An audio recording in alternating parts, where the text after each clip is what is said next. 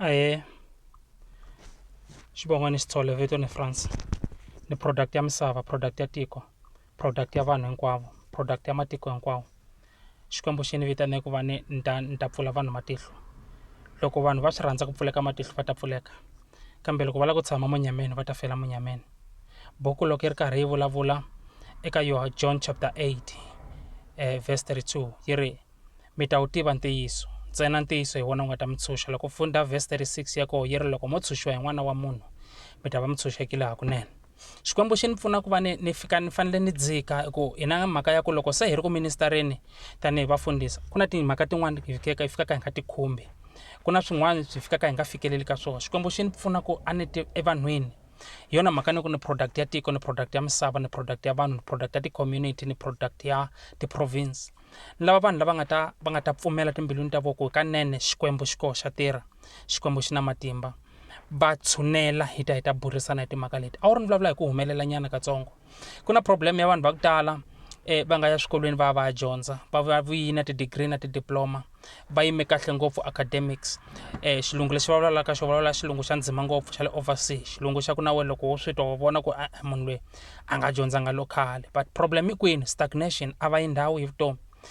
Swi miyelini a ku endleki nchumu. Timhaka a ti le ka xilungu n'wana le kaya, timhaka a ti le ka tidyondzo, ti-degree na ti-diploma u nga va na toho ti tlhela ti phindaphinda. Mara mhakankulu ni lava hi tlhelela nyana ndzhaku ka mindyangu leyi hi vuyaka ka yona. Mindyangu leyi hi vuyaka ka yona yi na swirhalanganya swa yona, mindyangu leyi davukaka ka yona yi na tinkingha ta yona. Loko ni vulavula hi swirhalanganya swa mindyangu ni vulavula hi ti-altari, ni vulavula hi magandzelo. Mhaka ya magandzelo yi dlaye vanhu va ku tala. Mhaka ya magandzelo yi endle vanhu va ku tala lava a va fanele namuntlha va ri ti-owner-a, a va fanele namuntlha va ri vanhu lavakulukumba, timiliyonere. A va fanele namuntlha hi vulavula hi vanhu lava va ranaka ti-garage ta ku xavisa timovha, hi vulavula hi vanhu lava fanele va rhayina timayini, hi vulavula hi vanhu lava fanele va rhana ti-business letikulu. Mara problem i magandzelo lama hi nga bikiwaka wona. Hambi ku nga bikiwanga hina, lava nga bikiwaka wona vatswari va hina, hi mama leswi swi va ka swi ri engatini ka vona.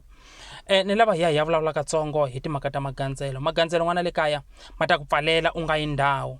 Ene ku na mindyangu ya ku tala u kumaka ku van'wanyana va biwa hi mijiwa, ku na xilo lexi va ngo i mijiwa, u kuma ku xilo lexiwa va ngo i mijiwa. Ku na munhu la kaya loyi nga tshama a endla nandzu wo karhi eka ndhawu yo karhi kumbe eka muti wo karhi, kumbe i tshama a dlaya munhu wa le ka ndhawu yo karhi.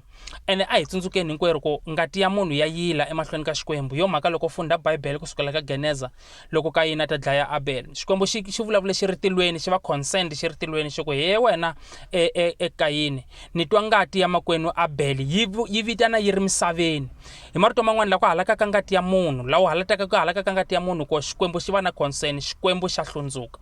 Now ku na vanhu lava va ka va dlaye vanhu nkarhi wun'wani kumbe va endle swilo swo biha ka vanhu van'wanyana, ivi swi famba swilo leswiwani moya wa munhu luya kumbe maxaka ya koho. Loko ku na hi nga khohlisani, muAfrika wa tirhelela, muAfrika wa loyelela, va tirhela sirheni kumbe va tirhela ka ntsumbu u nga se ze wu lahliwa. Lexi endlekaka i ku famba ku ya pfuxiwa imimoya yo karhi leyi nga ta famba ya revenge, leyi nga ta famba ya tlhelerisa ka vanhu lava va ka va endle swona. So a hi tlheli nyana kwalani hi tshika teta kutani lava hi vuyela ka magandzelo. Muti un'wana na un'wanyana hina mhaka hina maAfrika hina mhaka leya ku hina le gandzelweni. Le gandzelweni xivutiso i ku loko hi ri karhi hi ya gandzelweni hi ya swi twisisa ku i yini lexi hi ya ka hi ya xi endla na. Hi ya pfalela vana va hina. N'wana hambiloko o dyondza o ya overseas, a ya UK, a vuya a ya Brazil, a ya kwini a dyondza, a vuya a tiva xiputukezi xa va tu, a vuya a ba xiputukezi xa va kervose. Swo fana ntsena hi timhaka ta ku hambiloko a yo dyondza njhani, timhaka ti tshame gandzelweni. Emakumu ka siku hi ku mitirho yo ka yi nga ri kona. A wu ri ni ku byela leswaku loko gandzelo wo ri tshova gandzelo ri tshoviwa hi xilo xin'wana le kaya, ri tshoviwa hi ti-prayer warrior leswi nga ba ndyangu wa ka n'wehe kumbe loyi a nga famba a ya gandzelweni a ya boha kumbe swi ya vulavuriwa leswi nga vulavuriwa emagandzelweni ku ndyangu wu nga qhuveki ku ya mahlweni. Van'wanyana ku va ku nga ri gandzelo ra muti, ku va ku ri swilo leswi va ngo famba va swi landza. Van'wani va landza tinyoka, van'wani va yo landza van'wamilambo, van'wani va landza makondlo, van'wani va landza maboys, van'wani va landza swilo hi ku hambanahambana leswi vanhu va bohaka hi swona. Swi vuya swi va endlela mali. Mara problem ya mehe hileswaku loko se va fa swilo leswi swi sala la kaya laha swi sala swi xanisa hi ku n'wini wa swona loyi a nga swi landza a nga ha ri kona, ene swi lava swa demanda. Loko se swi demanda ehenhla ka vanhu va ka va nga tivi swa ku kahlekahle swilo leswi ta hi kwini swi landze hi mani, a ku endleka yini. So ni lava hi ya languta timhaka ta ta ma-altari timhaka ta magandzelo. Gandzelo ri nghozi ngopfu n'wana le kaya, and especially loko u ri n'wana lontsongo u ri kwala ka ti-age ta vo hina kumbe hala hansi u rhandza ku famba nganga ngopfu. Tin'anga tsundzuka swa ku tin'anga ku na la ti connectaka koho. Tin'anga loko ze yi famba ya training ya thwasa yi vuya na mpandi, yi vuya na connection ya swilo leswi yi nga ta swi tirhisa ku yi ta kota ku ya connecta endhawini lawa landzaka ko matimba. And hi rin'wana siku loko Xikwembu xi ni pfuna ni ta ni ya vulavula hi the Marine Kingdom, mfumo wa le hansi ka mati, laha hi vonaka tindzundzu, hi vonaka leswi controlaka tindhawu hinkwato la ku naka timpfula, van'wamilambo va minkova hi mikhuva tinyoka ta le matini hi mukhuva walowo. Mara sweswi laha hi ta languta mindyangu, hi ku vanhu va ku tala va le ku xanisekeni but core ya ku va xanisa hi yini a va swi tivi. Ni lava hi ya yi tshovanyana katsongo. N'wana le kaya ku ze u ta ze u kota ku huma ka swilo leswi hinkwaswo nga koho ekaya, leswi va nga swi endla lavakulu kumbe vakokwani lava nga tsala vakokwani va yoze va fa van'wani va koho swi ri karhi swi va tikela va nga ha swi tivi swa ku va ta humisa ku yini. Mara mina la ku ta n'wi nyika solution yin'we, a way out. A yi karhati, a yi lavi mali ya wena, yo lava ku kholwa ka wena, ku pfumela ka wena. Loko wo pfumela u ta huma, ene loko u ri karhi u ri ku humeni u ta vona se swi tika ngopfu. Loko se u ri ku humeni u twa nga ku kahlekahle u navela, u vona nga ku na ku fa se u nga fa, kasi loko mutwa wu huma swi boha wu vava loko u tlhavuliwa, hi ku mutwa wu tlhavuriwa hi mutwa lowu ni ku tlhavulaka hi wona namuntlha ni tlhavula hi mutwa wa ntiyiso. The truth shall set you free. Loko wo pfumela ntiyiso ku tlhavula n'wana le kaya u ta tlhavuleka hakunene. I ntiyiso lowu ni ku byelaka woho, a ku na nchumu lexi nga ku pfunaka handle ka loko wo kuma deliverance, u kuma ku kutsuriwa. U kutsuriwa hi ka kunene, u kholwa, u ya tshama tinkonzo ta fasting, u khongela hi kanene, u tshova mimoya liya hinkwayo leyi endla. Hi ku loko mi tshama mi connectini ka magandzelo ya mimiti, hambiloko va na degree ya njhani, vanhu lava va le hansi va nga etlela lavaya va na matimba ngopfu hikuva khomiwe hi mimoya yo karhi leyi nga behind vo, leyi mi khomaka swa ku mi nga humeleli. Degree ya we a yi na matimba eka altari, degree ya we a yi na matimba eka gandzelo, diploma ya we a yi na matimba ka gandzelo. U vona swilo swa we swi nga humeleli, u nga endleki nchumu, u zama hi tindlela hinkwato mara ka endleki nchumu. Languta timhaka ta gandzelo n'wana le kaya. Ku na xilo lexi va ngo i mhamba. Mhamba is very dangerous. That is why mhamba yi rhangela hi vanhu lavakulu, u nge kumi swifanyana kumbe swisesana va ku swi rhangele mhamba, hi ku ku na xihundla ndzeni ka mhamba. Ni vulavula so hi ku ni vulavula experience ku swilo leswi ni hundze hi le ka swona swi tiva, ene ni kume ku khululeka, ni kume Yesu a ni kutsula namuntlha ni nga ponisiwa, ni yimaka ni minister ra vhangeli. And it's very very powerful ku va ni munhu a va a ri na experience ya swo karhi. Ni vulavula ni chumayela vhangeli leyi ni nga na experience ya swilo leswi nga huma hi le ka swona. Loko va ku munhu i ponisiwini, u fanele u rhanga u twisisa swa ku i yini ku ponisiwa. Ku ponisiwa swi vula swa ku na lexi a wu ya ku feni ka xona, kumbe ku na lexi a xi ya ku vaviseni, ivi se u ponisiwa ku u nga hayi. Ku ponisiwa ku na lexi u nga pona ka xona. Wa ku fana na mina ni vula ntiyisini, ni yima ni tlakusa voko ni tlhela ni ku Xikwembu we wa hanya, hi ku ni ponisiwini. Ni ponisiwe eka magandzelo, ni ponisiwe ka swilo leswi a ni ta fela emunyameni ka swona. Namuntlha vanhu va xaniseka enyameni, va xaniseka va nga humeleli, va ta ze va yafa va nga ri na nchumu. Kasi golide na silver hi ku ya hi Bibele i swa Jehovah. Lava nga ta tshama ka Jehovah hi vona va nga ta va dya ndzhaka ya le ka mfumo wa Xikwembu. U fanele u dya ndzhaka ya Xikwembu wa ha ri misaveni, u humelela wa ha ri misaveni, u experience ti-blessing ta Xikwembu wa ha ri misaveni. Hi ku etilweni a swa ha ri kona leswi hi nga ta swi kuma la misaveni. Xikwembu xi lava u sungula u xi tshemba.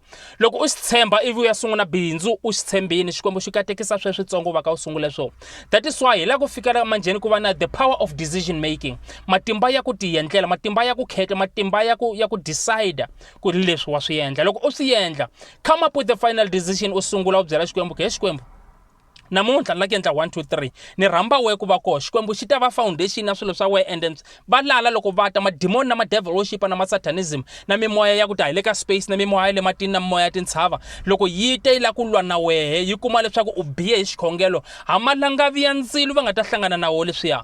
Hi ku manje we loko u ri karhi u tshemba Xikwembu karhi u khongela, ku na army ya tilo yi yehlaka yi ta surrounda swilo swa we hinkwaswo, yi protecta vana va we, yi protecta ti-asset, swilo leswi nga na swoho, timovha, tiyindlu, yi protecta swilo leswi nga na swoho hinkwaswo. So in other words, hi ku komisa, teka Yesu we a tshama ka we, ivi xi koho xi nga ta endleka n'wana le kaya. Xin'wana na xin'wana u nga ta xi endla endleleni, u ta famba u vona ku humelela. Magandzelo u ma dlaya hikuva u kuma deliverance, u ponisiwa. Loko u ponisiwile u nga gcini hi ku ponisiwa, u tshama swi ri karhi swi tika hi ku loko munhu a huma munyameni a ku vonakaleni, Sathani i release mademoni ya yena lama a nga ma tshemba leswaku ma ku ba hi ndlela ya ku u ze u vona nga ku swo fana ntsena. Kasi la se ri nga ta ku xeni ko la ku ri taka ku xeni ko before ku khanya ku sungula ku va ka ntima ngopfu. So ni la ku appear ka un'wana na un'wanyana loyi nga ta vona video leyi. Xa ku sungula ni kombela u subscribe ku u ta kota ku vona ti-video tin'wana leti nga ti posta before na video leyi ni nga le ku yi posteni sweswinyana u ta kota ku vona na leti hataka. Xikwembu a xi ku endli kahle, n'wana le kaya swi tele leswi faneleke hi swi discussa. Mbilu ya me yi vava ngopfu because ni vitaneliwe ku ni ta kota ku khulula vanhu, but problem vanhu a va kholwi. Ni lava vanhu lava nga ta kholwa, a vulavula na mehe a ri na ku kholwa. A swi nge endleki u nga tshunxeki n'wana le kaya, I promise you a swi endleki u nga tshunxeki. Loko wo pfumela me na wehe hi hlanganisa ku kholwa ka hina hi ri vambirhi, hi ta matshova Magandzelo, hi ta matshova majoko. U nga fambi ehenhla ka swilo leswi u nga ta ka u nga fiki na swona makumu.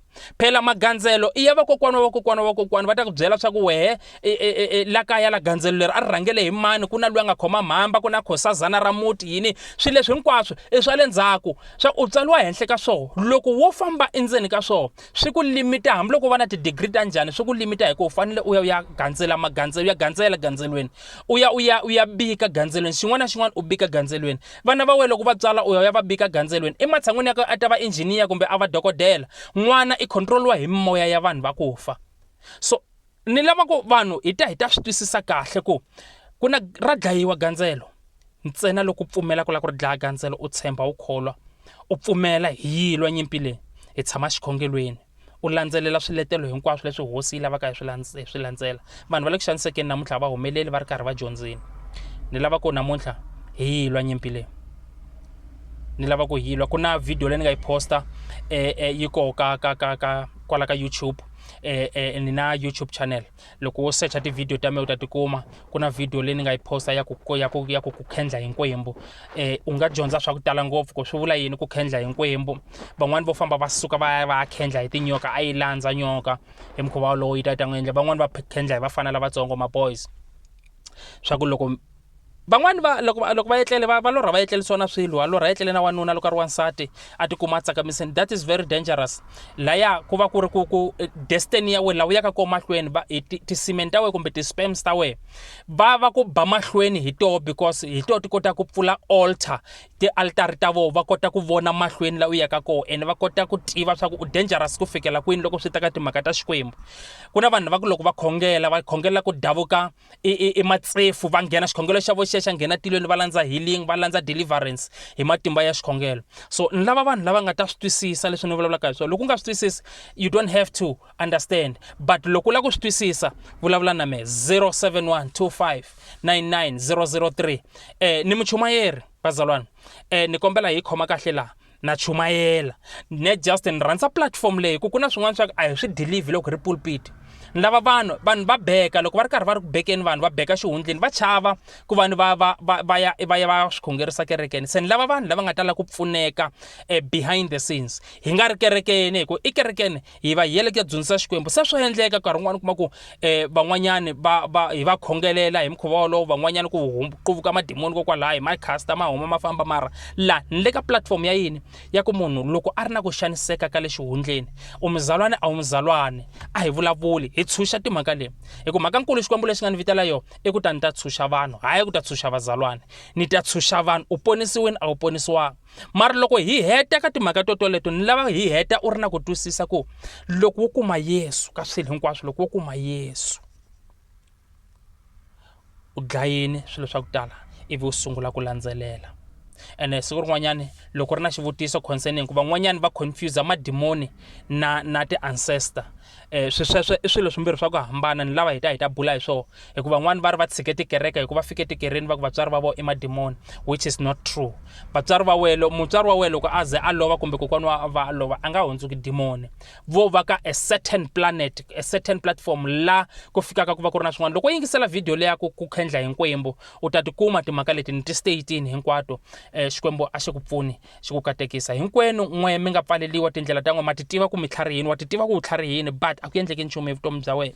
Xikolo lexi fanelaka u ya tshunxa ni fonele 0712599003 a yi buli hi timhaka leti u kota ku tshunxeka hi kota ku yaka mfumo wa Xikwembu hi ya mahlweni. Loko wo ze u tshunxeka we, obviously van'wanyana na vo loko va vona u tshunxekile na vo va tala ku tiva ku u tshunxekise ku yini, u ta pfuna van'wanyana va tshunxeka vutomi bya mahlweni Xikwembu xi ku pfuna. A hi khenseni, hosi a yi ve ni na n'wehe. Hi mina sweswi Sithole France Edwell, Cisco is my nickname. Hi leswo, amen.